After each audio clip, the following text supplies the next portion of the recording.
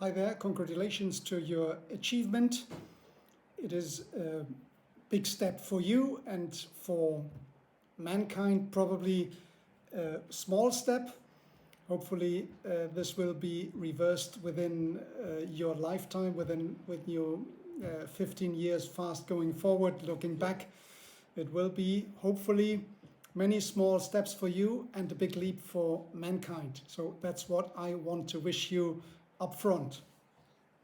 So I'm here at the Mediterranean coast in life. It is a bit before 1600, and I congratulate to your achievements.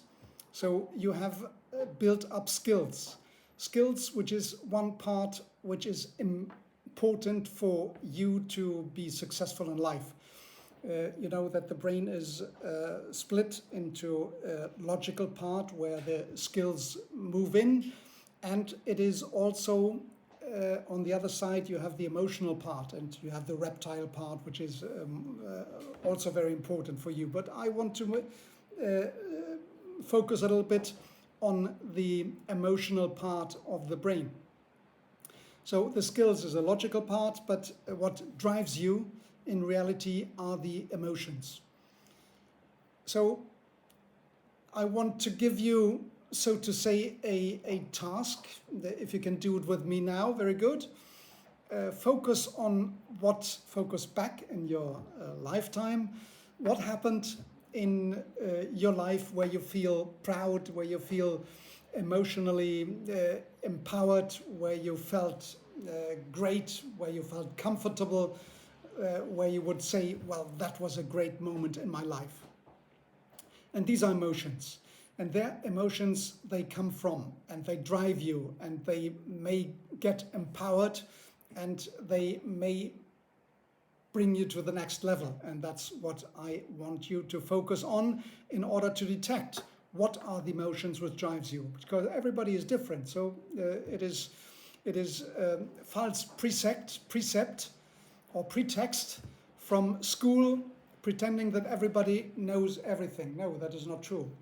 Everybody is different. Everybody has their own gift, and you want to discover your gift by yourself. Now, you can do other things as well. You can ask your parents, your uncle, your relatives, girlfriend, boyfriend, whatever it is, and you can ask, what do you think should I do? And they will all come up with very good ideas. And these ideas are well meant. So it is not something that they will tell you, do not do this or do not do that.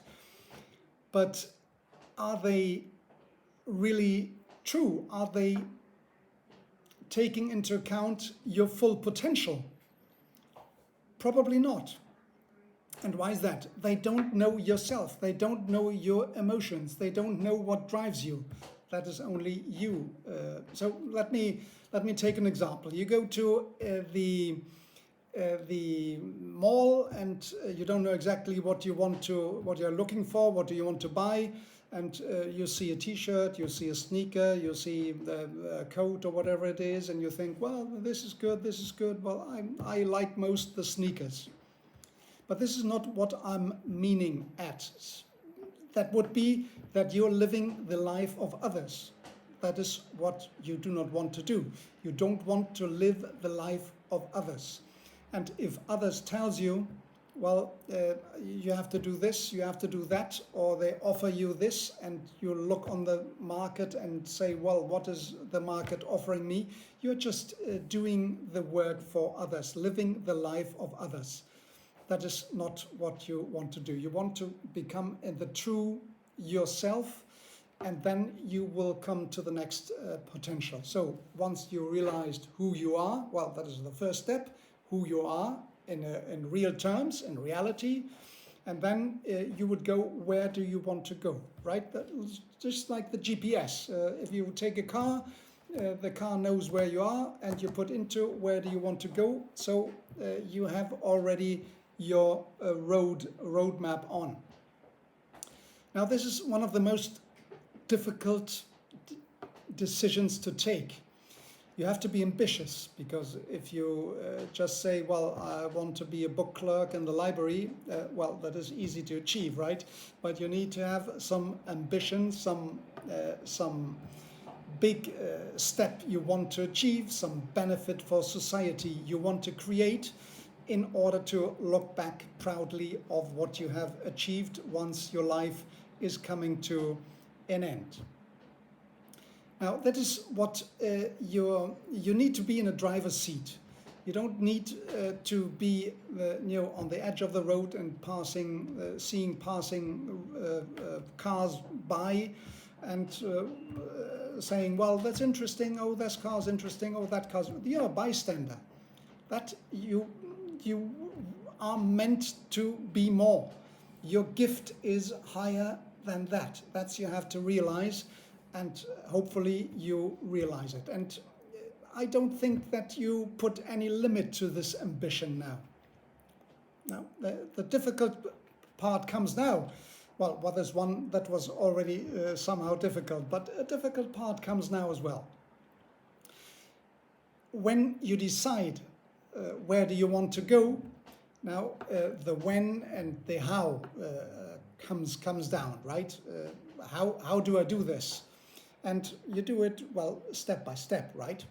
But then again, you ask your friend for confirmation, is that right, what I do, etc. And the friend, they normally they talk you out. And again, it is well meant. So it is not something you would say, well, they have some bad ideas, or they don't want me to achieve, or whatever. No, it's well meant. But they talk you out of something because they think they don't want you to be embarrassed. And they think if they would do it, they would be embarrassed, and so would you. So this is not the kind of thinking you would go into. Your mom probably that is the same, or even your girlfriend, maybe she is not up to, and she does not see what you see. And that is the main issue. You see something others don't see. So don't ask others for advice what they are not able to see. So that is not the good thing to do. And you have your internal imposter as well, who stands in the way. Internal imposter, he says, well, are you up to that? Now is not the time.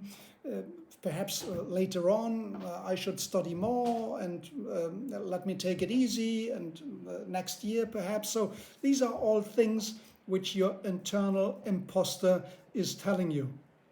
And again, this internal imposter is not someone you should trust a lot. There is another part of you, which is the courageous part. So that one you were as a baby, and you wanted to, was a toddler, and you wanted to go, and you fall down, and you try again, and you fall down again, and again, and again. And at the end, what? Guess what? Yes, you did it. You did it. You were not discouraged. You took little steps. And at the end, what? At the end, you did it. So there is a courageous part in you as well. And this courageous part that tells you, well, let's do it. And then there's the other part, the imposter cell. Well, no, it's not the right time. Perhaps not now. Perhaps I don't have the resources, and I need to do this first or that first. No, it is up to you to feed the one or feed the other. If you feed your internal imposter, well, you never get started. If you feed the courageous part, the faith part, the one, then you will, if you feed them, you build muscles on that, and you took a little step, and it becomes a bit more muscle, and another step, and more muscle come into. So then you get the highway to happiness. That is what you want to take. You want the next level. You want to live up to your potential. But you live up to your potential only if you test the potential. You have to test. You go to the limits, and well, it is work. Yes, it is not something which comes free. It is work. You have to work for it. Don't go. That is one important thing. Don't play the game, the favorite game of all the world. you know what the favorite pet of the world of humankind is. It is not the cat, it is not the cow, it is not the dog, no, it is the scapegoat. So don't blame others. It is not the state who, the government who will come to rescue, whether you're Republican or Democrat or socialist or whatever. It is not the government will come to rescue you. And well, I find it's quite comforting, right? It's up to you. It is only up to you. And if you fail, well, that is a tuition you received from life. So I have only 10 minutes allocated. So I wanted to come back to the issue. You are now 100 years old and you look back, and I want you to think that you squeezed all the juice out of your life. And you know how to do it. It is work. Yes, it is work. Well, one last thing. Choose your partner carefully. That is also a very important thing, because it can boost you or it can hold you back. Thank you for being with me.